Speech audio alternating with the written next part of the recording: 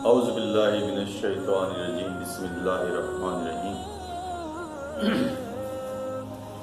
شاہ است حسین بادشاہ است حسین شاہ است حسین بادشاہ است حسین دین است حسین دی پناہ است حسین سرداد نداد دست در دست یزید حقا کے بنا لا الہ است حسین۔ قتل حسین اصل میں مرگ یزید ہے اور اسلام زندہ ہوتا ہے ہر کربلا کے بعد۔ کربلا کا واقعہ بیان کرنا، اس کو سننا اور اس کو سمجھنا، اس پر غور و خوض کرنا۔ لوگ سوال کرتے ہیں کہ بھائی یہ محرم میں جو مجالس منعقد کی جاتی ہیں یا محفل ذکر شہداء کربلا ہوتا ہے یا دیگر معاملات جو ان کی گفتگو کی جاتی ہے، اس کا مقصد کیا ہے؟ یعنی لوگوں کو ابھی تک یہی اویئر نہیں ہے کہ اس کی وجہ کیا ہے، مقصد کیا ہے۔ سب سے پہلے ایک چھوٹی سی بات سمجھ لیں، چھوٹی سی بات ہے کہ اللہ تبارک و تعالیٰ کے نزدیک جو متقی پرہیزگار نیک بندے اور اللہ کے اولیاء کاملین ہیں عام طور سے دنیا میں، ان کا تذکرہ کرنے سے ان کے فیوز و برکات میسر آتے ہیں اہل محفل کو، ایک بات۔ دوسری بات یہ کہ جب ان کا تذکرہ کرتے ہیں تو تذکرہ کرنا بھی کار ثواب ہے، کیونکہ ان نفوس قدسیہ نے، اللہ کے نیک بندوں نے، اللہ کے ولیوں نے اللہ کی راہ میں اپنی زندگی گزاری ہوتی ہے اور انہوں نے اپنا وقت اللہ کے ذکر میں اور اس کی مخلوق کی خدمت میں اور اس کے ذکر کو بلند کرنے کے لیے، اس کے اسلام کی سربلندی کے لیے اور دیگر بے شمار ایسے معاملات ہیں جن پر ان کی زندگی وقف ہوتی ہے۔ اس وقف کی ہوئی زندگی پر اگر گفتگو کی جائے تو وہ ہمارے لیے باعث برکت ہوتی ہے اور ان کے فیض و برکات سے تو ہم مستفیض ہو ہی رہے ہوتے ہیں، لہذا ان کے نقش قدم کو بھی ہم اس پہ چلنا چاہتے ہیں۔ یعنی ہم چاہتے ہیں کہ جیسے انہوں نے اپنی لائف گزاری ہے ویسی زندگی ہم اپنی گزاریں اور اللہ تبارک و تعالیٰ کا انعام و کرام کے شکر گزار بندے بن جائیں۔ تو جہاں نفوس قدسیہ یا اولیاء کرام کی بات اگر کی جائے اور اس سے اللہ کے فیض و برکات یعنی اس شخصیت کے فیض و برکات حاصل ہوتے، تو ولیوں کا جو مقام ہے وہ اہل بیت اطہار کے قدموں کی خاک کے ذروں سے شروع ہوتا ہے۔ یعنی ولایت کا مقام اور اہل بیت اطہار کے مقام تک پہنچنے کے لیے اولیاء اللہ اپنی زندگی کو صرف کرتے ہیں۔ یعنی اہل بیت اطہار کے نقش قدم کو حاصل کرنا اور ان تک پہنچنا وہ اولیاء کاملین کا ایک مقصد اور مشن ہوا کرتا ہے۔ تو اہل بیت کا تذکرہ کرنا اور عام ولیوں کا تذکرہ کرنا زمین اور آسمان کا فرق ہے۔ یعنی اگر اہل بیت کا تذکرہ کریں تو اہل بیت کے فیض و برکات ملیں گے اور اللہ تبارک و تعالیٰ کی نظر طرف سے جو نیکی اور انعام و کرام ہے وہ ایک الگ ہے کہ ان کے نیک بندوں کا تذکرہ کیا جا رہا ہے، ایک بات۔ تو سوال کرنے والے لوگ یہ سمجھتے نہیں کہ یہ کار ثواب عمل ہے، ایک بات۔ دوسری بات یہ کہ جب ہم یہ گفتگو کرتے ہیں تو ہم یہ چاہتے ہیں کہ جیسا انہوں نے پیش کیا ہے اپنی زندگی کو اسی طریقے سے ہم اپنی زندگی کو ڈھال لیں۔ یعنی حق بات کہنا، ظالم کے سامنے ہر آدمی ڈٹ جائے اور اپنے قدم کو جما کر اور استقامت کے ساتھ حریت کا مظاہرہ کرنا انتہائی ضروری ہے مسلمانوں کے لیے۔ ظالم حکمران کا ساتھ دینا ظلم کے ساتھ برابر کا شریک ہونا ہے،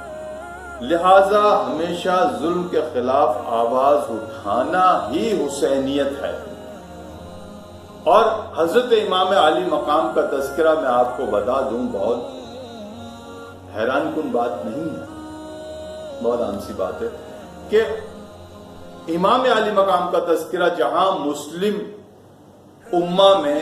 کیا جاتا ہے اور سنا جاتا ہے، اسی طریقے سے غیر مسلموں میں بھی بہت عام ہے۔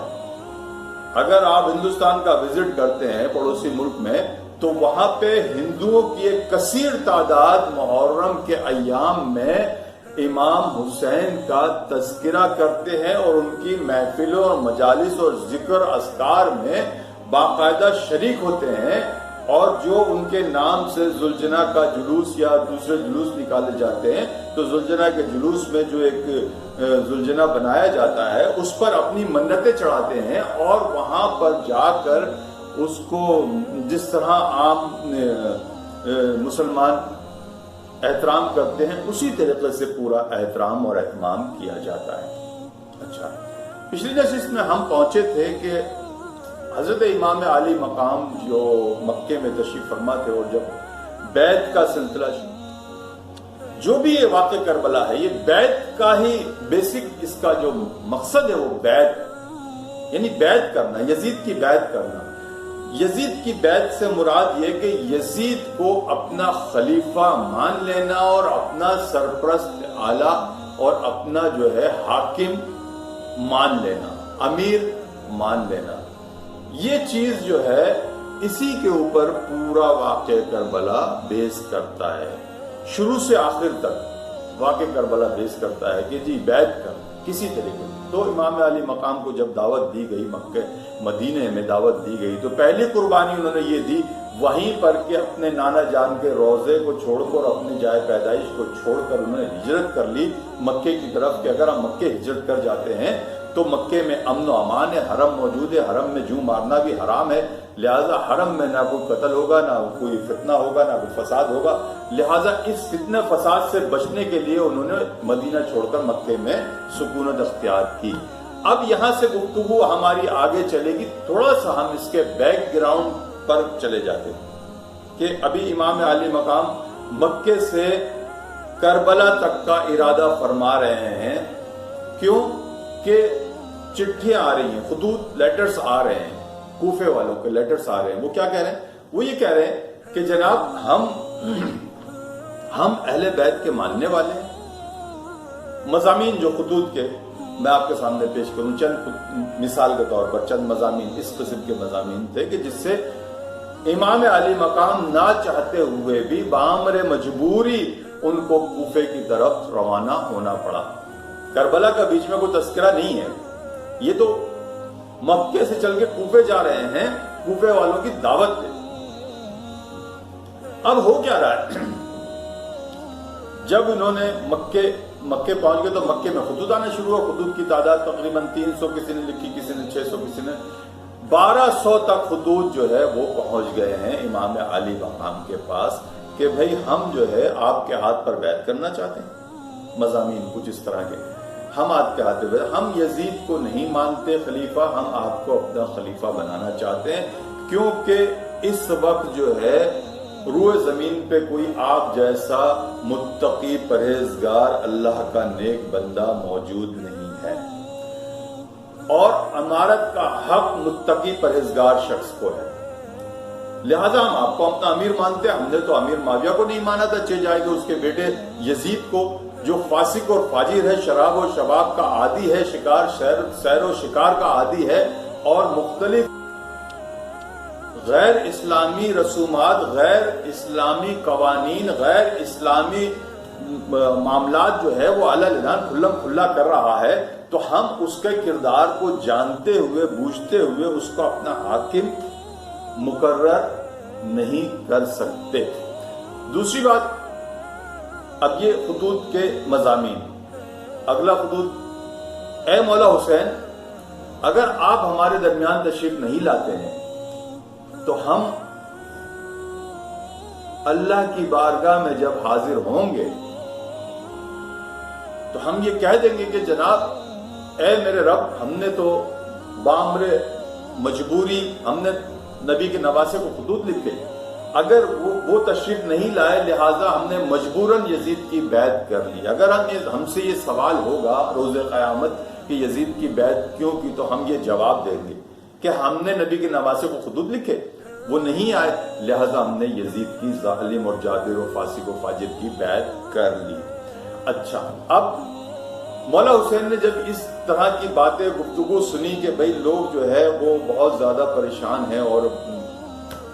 اسلام کے متعلق سوچ رہے ہیں، اب چونکہ یہ واقع کربلا کی قربانی کا جو بیس ہے وہ شہادت، اب شہادت جب واقع کربلا کی قربانی ہے اور اس میں جب شہادت تک پہنچتے ہیں تو وجہ کیا ہے؟ وجہ صرف ایک ہے کہ فاسق و فاجر آدمی کی بیعت نہیں ہو سکتی۔ جو اسلام کے منافی سے، شریعت مطہرہ کے منافی ہو، احکامات کرے اور اس کے اعمال اور کردار اس طرح کے ہوں تو اس کی بیعت نہیں ہو سکتی۔ تو مولا حسین جیسا بندہ وہ یزید کی بیعت کیسے؟ جب عام آدمی، کوفے کے لوگ یزید کی بیعت نہیں کرنا چاہتے، جب عام آدمی نہیں چاہتا، تو مولا حسین جیسی شخصیت تو ماورا ہے اس بات سے کہ بھئی وہ بیعت کر لیتے ایسے شخص کی۔ اچھا، اب اگر بیعت کر لیتے ہیں، مثال کے طور پر بیعت کر لیتے ہیں، تو بات وہی آ جاتی ہے کہ مال و اسباب بچ جاتا، اولاد بچ جاتی، اپنی جان بچ جاتی، اپنے بچوں کی جانیں بچ جاتی، اور ہو سکتا ہے بہت سارا مال و اسباب بھی قدموں میں آ جاتا، لیکن اسلام کو خطرہ لاحق ہو جاتا۔ اسلام کے ابتدا سے ہی خطرہ لاحق یہ ہو جاتا کہ پھر غیر اسلامی، غیر شرعی اعمال اور احکامات جو ہے وہ اسلام کے ساتھ جو، اور اسلام کی اصل شکل جو آج آپ کے سامنے موجود ہے، یہ مولا حسین کی قربانی کی وجہ سے موجود ہے، وہ شکل موجود نہیں ہوتی۔ اچھا، اب ہم یہاں سے مولا حسین اپنے اہل خانہ سے مشورہ کرتے ہیں اور گفتگو کر کے مشاورت کر کے یہ سوچتے ہیں کہ بھئی ہمیں کوفے جانا چاہیے اور کوفے والوں کے جو خطوط آ رہے ہیں ان پر لبیک کہنا چاہیے اور ان سے جا کے ملنا چاہیے اور ان کی جو مسئلے مسائل ہیں ان کو حل کرنا چاہیے۔ اگر وہ یزید کی بیعت نہیں کرنا چاہتے تو ہمیں ان کے ساتھ ملنا ضروری ہے۔ مشورہ کیا، مشاورت کرنے کے بعد طے پایا کہ بھئی آپ خود نہ جائیں بلکہ خاندان کے کسی فرد کو اس واسطے کوفے بھیج دیں کہ وہ جا کر وہاں حالات کا جائزہ لے اور واقعات کا بچش میں خود مطالعہ کرے، مشاہدہ کرے، اور پھر اس کے بعد آپ کو بتائے کہ کیا واقعی وہ لوگ آپ سے وفادار، سنسیئر ہیں۔ کیونکہ کوفے والوں کے بارے میں لوگوں کی آراء اچھی نہیں تھی۔ جیسے اگر آپ بات کریں مولا حسن کی، مولا حسن نے ہی فرمایا کوفی لا یوفی، یعنی کوفے والوں پہ بھروسہ نہیں کیا جا سکتا۔ پھر دوسری بات، مولا حسین کے والد محترم مولا علی کی مثال بھی سامنے موجود تھی کہ کوفے والوں نے ان کے ساتھ بھی دھوکے بازی کی، لہذا اچھی رائے نہیں تھی۔ جب مولا علی نے کوفے کو اپنا دارالخلافہ بنایا تو اس وقت بھی کوفے والوں نے ان کے ساتھ بھرپور تعاون نہیں کیا بلکہ ان کی مخالفت کی۔ اب یہاں سے جب کسی کو نائب بنا کے کوفے بھیجنا ہے اور بھیج کر جو ہے حالات کا جائزہ لینا ہے تو ہم تھوڑا سا اس گفتگو کو پیچھے لے کے جاتے ہیں اور دیکھتے ہیں کہ واقع کربلا رونما ہونے کے اصل محرکات اور اسباب اور واقعات کیا ہیں، کہ واقع کربلا رونما کیسے ہو۔ واقع کربلا رونما ہونے کا فوری طور پہ عمل نہیں ہوا،